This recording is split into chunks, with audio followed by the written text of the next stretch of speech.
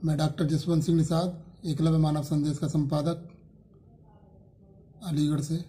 एकलव्य मानव संदेश हिंदी साप्ताहिक समाचार पत्र, एकलव्य मानव संदेश यूट्यूब चैनल, निषाद पत्रिका यूट्यूब चैनल, एकलव्य मानव संदेश .com वेबसाइट और एकलव्य मानव संदेश ऐप जो प्ले स्टोर से डाउनलोड किया जा सकता है, उसके माध्यम से हम पूरे हिंदुस्तान के निषाद वंशियों की आवाज़ को पूरे देश और दुनिया को आज पहुंचा रहे हैं। 1996 से एकलव्य मानव संदेश अपना कर्तव्य निभाते हुए आगे बढ़ा और 16 अप्रैल 2017 से ऑनलाइन आपके बीच में है, जो फेसबुक ट्विटर तक अपनी बात को रखता है। इसके माध्यम से आप अपनी बात पूरी दुनिया में पहुंचाने का एक आपको प्लेटफॉर्म हम दे रहे हैं। आज एक बहुत ही ज्वलंत जो मुद्दा है, निषाद आरक्षण। निषादों को क्यों आरक्षण चाहिए, निषाद आरक्षण के हकदार हैं या नहीं, इस योगी मोदी सरकार द्वारा निषादों को क्या कैसे बर्बाद किया जा रहा है, इस पर मैंने अपने विचार रखने के लिए आज आपके मैंने एक वीडियो आपको तैयार किया है। मैं चाहता हूँ ये वीडियो आप पूरी की जब तक ये एंड ना हो तब तक ये वीडियो ध्यान से सुने, देखें, क्योंकि बिना आपको देखे पूरी वीडियो ये पता ही नहीं लगेगा मैंने बीच बीच में क्या बोला क्या नहीं बोला। तो इसी के साथ मैं चाहता हूँ कि आपको हमारी बात अगर अच्छी लगे तो अपने कमेंट भी हमको जो है करते रहिए। हमारे पूरे देश में जहाँ अभी तक हमारे रिपोर्टर नहीं बने, अभी करीब 60 जिलों में हमने उत्तर प्रदेश में रिपोर्टर अपने बना रखे हैं, बाकी करीब बिहार में, छत्तीसगढ़ में, मध्य प्रदेश में, महाराष्ट्र में, गुजरात में, दिल्ली में, राजस्थान में हमारे पास रिपोर्टर हैं और अभी हम रिपोर्टर बनाने में लगे पड़े हैं। हम चाहेंगे कि अपने अपने इलाके में हर थाना क्षेत्र में कम से कम एक निषाद और एकलव्य मानव संदेश का रिपोर्टर होना चाहिए। सारे जो हमारी पिछड़ी जो जातियाँ हैं, समाज के जो दबा कुचला समाज है, इसकी आवाज़ को मजबूत करने के लिए पूरे देश में हमको संवाददाताओं की ज़रूरत है।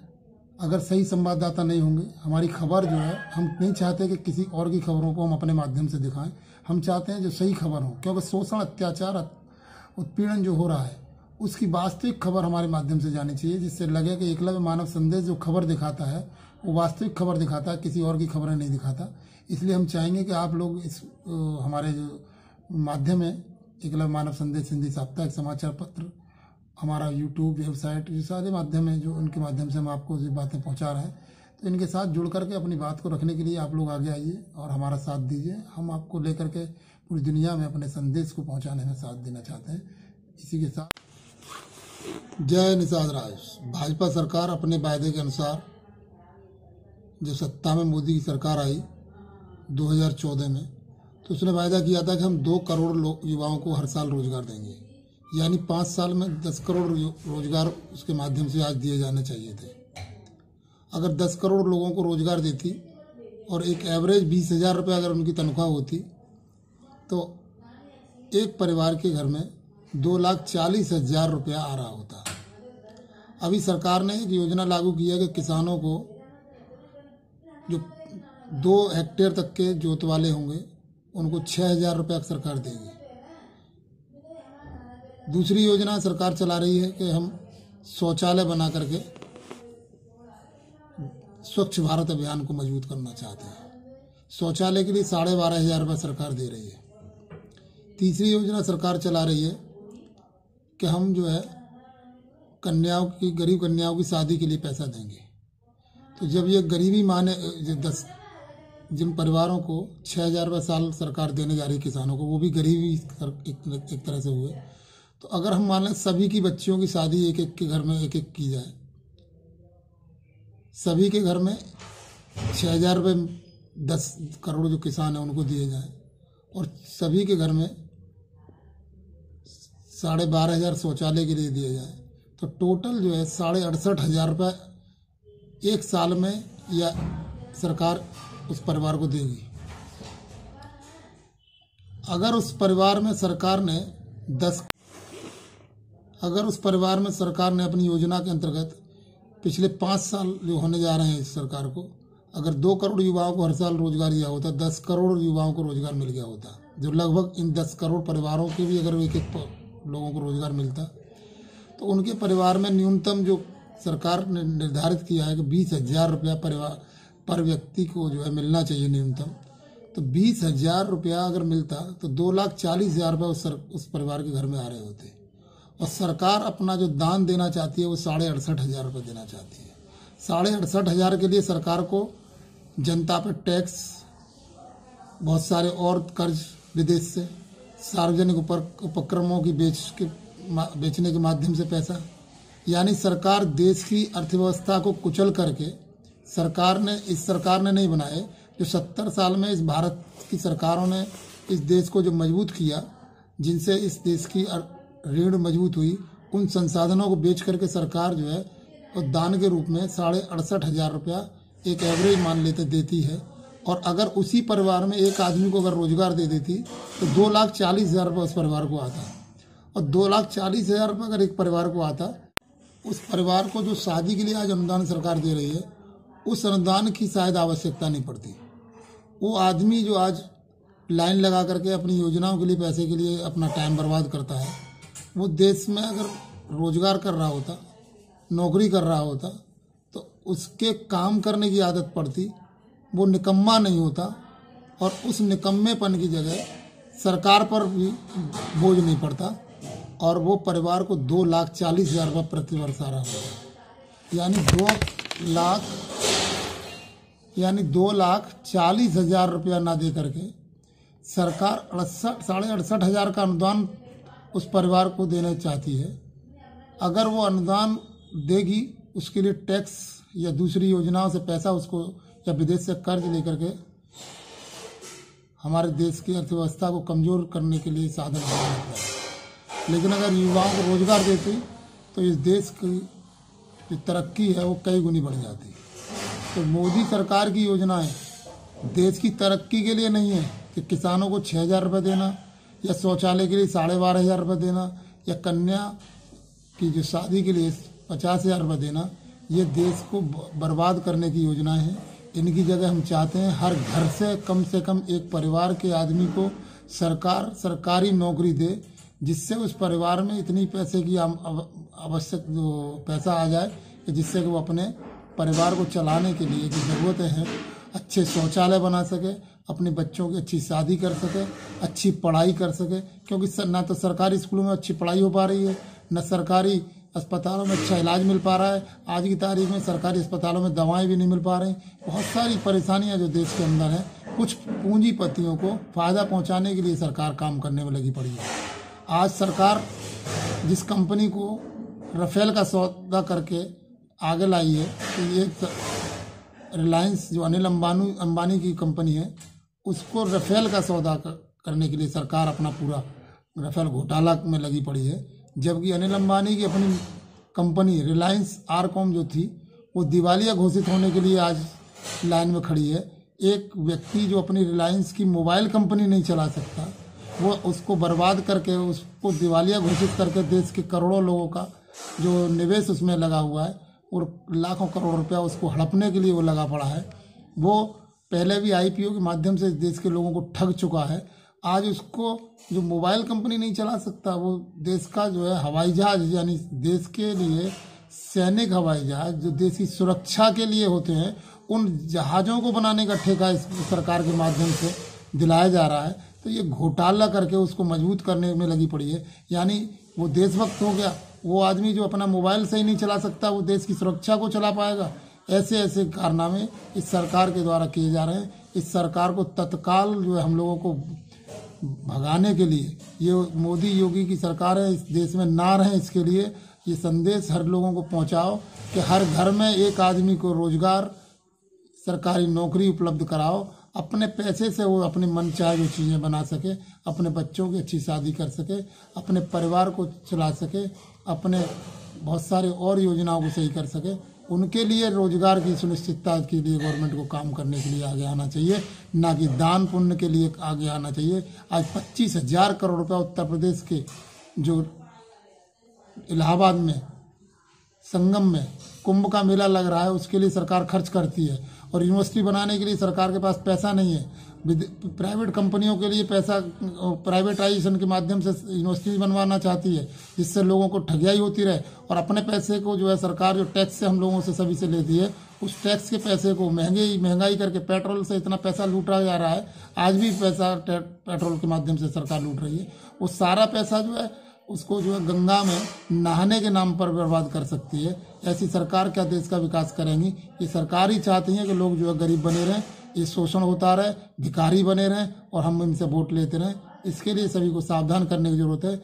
एकलव्य मानव संदेश अपनी इसी मुहिम में लगा हुआ है कि लोगों को सही जानकारी पहुंचे, क्योंकि आज रिपोर्टें ढंग से लिखी नहीं जाती, अगर लिख जाए तो उन पर कार्रवाई नहीं की थी।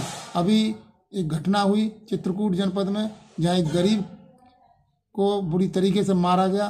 15 दिन तक जब कोई कार्रवाई नहीं हुई तो एकलव्य मानव संदेश का संवाददाता जब वहां जाता है, उस पीड़ित व्यक्ति से मिलता है, उसके बाद थाने जाता है। थानेदार उसको बाइट देने से एकलव्य मानव संदेश के संवाददाता से मना कर देता है, कहता है हमारे उच्चाधिकारी जो है महोदय इस पर दे पाएंगे सूचना, हम नहीं दे सकते। हमारे संवाददाता ने पूछा कि ये घटना हुई है, इतने दिन हो गए, इस पर क्या कार्रवाई हो रही है? तो कहते हैं 3 दिन के अंदर वो गिरफ्तार हो जाएगा। लेकिन क्योंकि हमने 31 तारीख को खबर सुबह को चला दी थी, तो शाम तक पता लगी कि वो आदमी गिरफ्तार हो गया। जबकि वो कितना खूंखार है कि गिरफ्तारी के बाद भी पुलिस के जो सिपाही उसको लेके जा रहे थे, तो उसके साथ ही पुलिस वालों के ऊपर हमला कर देते हैं। एक पुलिस वाले के सिर में जो है बोतल कांच की से हमला करते हैं, उसका सिर फट जाता है। तो ऐसे खूंखार आदमियों को ये सरकार पाले रहती है, यानी गरीब जो है दबे रहे। ऐसी कई घटना उत्तर प्रदेश में हुई है। एक घटना निषाद आरक्षण के लेकर के रही है। निषादों का आरक्षण की मांग जो है पिछले कई दशकों से चली आ रही है। निषादों ने बहुत सारे आंदोलन किए हैं। उनको मछुआरों को आरक्षण जो है पूरे देश में कई स्टेटों में मिला हुआ है। उत्तर प्रदेश में भी हम 7 नामों से, तुरिया, मझवार, गोंड, खरवार, बिलदार, खरोट के नाम से हम लोग पहले से ही जो है आरक्षित आते हैं। लेकिन केवल पर्यायवाची आरक्षण हमको लागू कराना था, जो अखिलेश सरकार दिसंबर 16 में उसको लागू करके चली गई थी। परिभाषित आरक्षण उस सरकार के द्वारा दिया गया। मोदी ने भी कहा कि हम गंगा पुत्रों का दर्द दूर करें। योगी ने कहा कि निषादों को आरक्षण मिलना चाहिए, निषाद आरक्षण के हकदार हैं। लेकिन ये सरकार 2 साल को योगी होने जा रहे हैं, 5 साल का कार्यकाल मोदी पूरा कर रहे हैं, लेकिन कोई भी निषादों के आरक्षण को लागू करने के लिए आज तक तत्परता नहीं दिखाई। 10% सवर्णों का आरक्षण देने के लिए 2 दिन के अंदर लोकसभा राज्यसभा पास कर देती है। राष्ट्रपति के शासन सहित राष्ट्रपति के हस्ताक्षर सहित 5 दिन के अंदर वो शासनादेश नियम लागू हो जाता है। हम उसका विरोध नहीं करते। हम चाहते हैं कि जिस सवर्णों को 10 नहीं, उनकी आबादी के अनुसार पूरा आरक्षण दे दिया जाए, बाकी अन्य लोगों को भी उनकी आबादी के अनुसार आरक्षण दिया जाए। लेकिन निषादों को यह दशा इतनी बुरी हो चुकी है क्योंकि इनके संसाधनों को ब्रिटिश सरकार द्वारा और उससे पहले के और आक्रमणकारियों द्वारा लूटा गया। निषादों ने जब अंग्रेजों से लोहा लिया, अंग्रेजों को डुबो करके सती चौरा घाट पर मारा था, उसके बाद यहाँ इनके अधिकारों को लूट लिया गया। इन पर एक्ट लगाए गए। आज एक मुकदमा लागू हो जाता है किसी पर तो वो दबक करके भाग जाता है। निषादों पर तो 5 एक्ट लगाए गए, fisheries act, mining act, forest act, criminal act.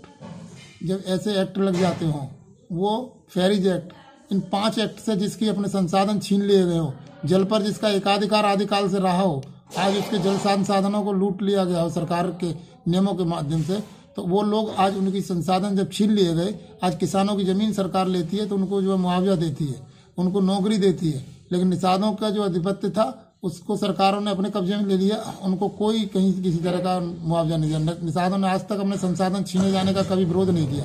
लेकिन क्योंकि इस सरकार हो या कोई हो, आज हम इस स्थिति में पहुंच चुके हैं, अपने बच्चों को पढ़ा नहीं सकते, नौकरियां हमारे पास है नहीं, शिक्षा का सबसे कम स्तर हमारे बीच में है। जब हम अपने आरक्षण के लिए आंदोलन की बात करते हैं तो हम पर गोलियां चलाई जाती हैं। अभी गाजीपुर की घटना जिसमें पुलिस कांस्टेबल की गिरने से मौत हो जाती है, उसको कहा जाता है कि कुचल के निषादों ने पुलिस कांस्टेबल को मार दिया। ये कैसी सरकार है जो अपने मीडिया के माध्यम से हमारे लिए बदनाम करने में लगी रहती है? ऐसी सरकार को खाड़ फेंकने के लिए निषादों को आगे आना होगा। और जो लोग निषादों के आरक्षण को इनका पिछड़े वर्ग में बंटवारा होकर के 9% में इनको मिल जाए, तो देखिए 9% में 59 जातियों के साथ निषादों को मिलाया जा रहा है। पहले ही 13 जातियां निषादों की, 2 कुम्हारों की और 2 राजभरों की जातियों को मिलाकर के 17 जातियों का अनुसूचित जाति का आरक्षण अखिलेश सरकार ने दिया था। और उन 17 को 66 जातियां जो अनुसूचित जाति में, उसके साथ मिलाने पर 83 जातियां हो जाती हैं केवल, और 83 जातियों को आरक्षण 20.5% और 59 जातियों को आरक्षण केवल 9%। उस पिछड़े वर्ग की सूची में अगर इनको निषादों को डाला जाता है तो निषादों का कोई कल्याण नहीं हो पाएगा, क्योंकि निषाद आज इस स्थिति में पहुंच चुका है कि उसको हर जगह पिटाई, उसका शोषण, अत्याचार हो रहा है। अगर उसके पास अनुसूचित जाति का आरक्षण होगा तो बहुत सारे उसको संरक्षण मिल जाएंगे। वो लोकसभा, राज्यसभा, विधानसभा की सीटें जो आरक्षित हैं उस जगह लड़ पाएगा। जब लड़ करके वो लोकसभा, विधानसभा, राज्यसभा में पहुंचेगा तो अपनी बात को ढंग से रख पाएगा। इसलिए निषादों को केवल और केवल आरक्षण चाहिए तो वो अनुसूचित जनजाति का चाहिए। और जो भी इस तरह के आंदोलन को कुचलने के लिए या जिस भाजपा के इशारे पर जो इस आंदोलन को बंटवारे के नाम पर निषाद अछूत हो जाएगा या अछूत है या नहीं है, इसकी जो पैरवी कर रहे हैं वो गलत पैरवी कर रहे हैं। ऐसे लोगों का बहिष्कार किया जाना चाहिए और ये संदेश सभी को पहुंचाना चाहिए कि निषाद केवल और केवल अनुसूचित जाति का हकदार है, जो पहले से, जैसे दिल्ली में है, पश्चिम बंगाल में है और अन्य स्टेटों में है, पहले से ही अगर मछुआरा, निषाद, मल्लाह, केवट के नाम से उनको पहले से मिला हुआ है अनुसूचित जाति, जनजाति का कहीं कहीं आरक्षण। और उत्तर प्रदेश में भी 7 जाति के नाम से तुरैया, मझवार, गौड़, खरवार, बेलदार के नाम से पहले से मिला हुआ है। तो उसको केवल परिभाषित आरक्षण लागू करना है। एक ही आदमी 5-5, 6-6, 7-7 नामों से, 13 नामों से जाना जा रहा है, उसकी जाति नहीं है, वो मजबूरी में उसने जब अंग्रेजों से लोहा लिया, मुगलों से लोहा लिया, आर्यों से लोहा लिया, तो उसको अपने जगह से छोड़ करके जाने के लिए मजबूर होना पड़ा। जब एक्ट लग जाते हैं तो वो उनसे बचने के लिए उसने अपने नाम बदले, ना कि उसने कोई शौक में अपनी जातियों के नाम बदले। निषाद एक ही जाति है, निषाद, मल्लाह, केवट, माझी, सब उसके उपनाम और अलग अलग उसके पर्यायवाची, सबका मतलब मछुआरा है, जो इस देश का मूलवासी है। इनका आरक्षण लागू करने के लिए सभी को अपने इस आंदोलन को मजबूत करने में निषाद पार्टी के साथ कंधे से कंधा मिलाकर डॉक्टर संजय कुमार निषाद के हाथों को मजबूत करना चाहिए। इसके अलावा कोई सहारा नहीं है। 2019 में अगर इस सरकार को नहीं हरा पाए तो निषादों का आरक्षण कभी नहीं मिल पाएगा। इसी के साथ मैं अपनी बात को खत्म करता हूँ। जय निषाद।